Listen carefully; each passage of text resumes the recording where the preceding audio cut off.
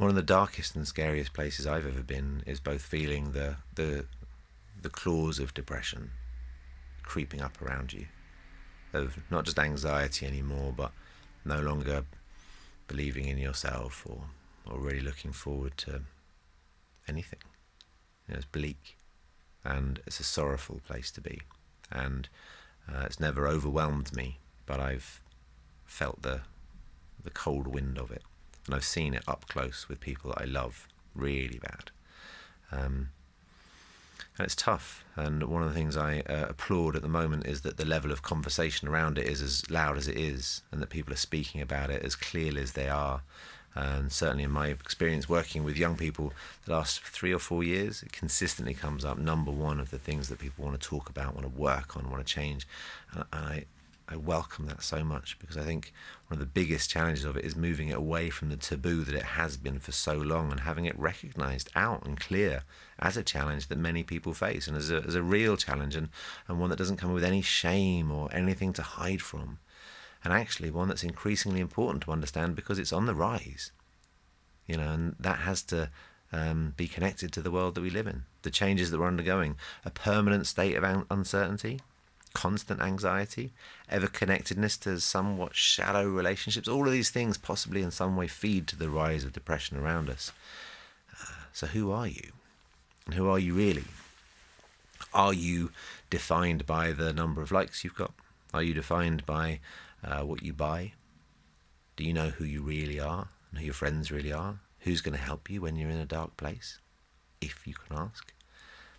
These are the questions I think is worth considering, because I think resilience, that we all know as a response to depression and anxiety and other challenges, resilience has to happen in real time, because the cruelty of the need for resilience is when you need it most, you have it the least.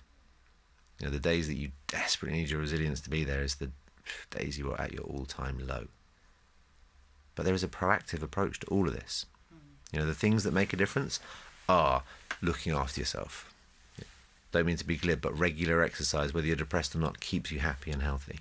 Taking care of what you eat, what the input is, the inspiration in the world, making sure that your world is not a postcode, but the town, the city, the world that you live in, you absorb that which is out there and inspiring, whether you're finding it online or in the real world, that it's opportunities that you're working for, that it's your learning. Even if you're not in education, but you're picking up a book, you're feeding your brain, you're feeding your body, you're feeding your spirit, and you're feeding with future with good stuff. That's where real resilience comes from, so that the day that you need it, the bleakest dark day when out of the blue the black dogs come for you, you've got all the tools around you at best to respond that you possibly can. And sometimes nothing is enough, but give yourself a fighting chance. Feed your resilience in real time, not just in the moment that you need it the most. Awesome. Thanks, man. These are great. Right, that's it. I think I am, as of this experience with a good quote is the end of media interviews. I'm going to call bullshit and time on 2-minute excerpts on traditional media where I'm fighting to get what I want to be said, and ignoring questions. It's rubbish. This is the best, most inspiring conversation I could possibly have with someone like you, who's built an audience of people who give a shit like you. So fuck it. I'm not going to do any more of those pointless old world media interviews anymore. It has to be real. We have to have a conversation. I've written this book because I want to help people change their world. How is that done in a soundbite when everyone's with an agenda? Thank you for these questions. Thank you for the time. Thank you for this audience.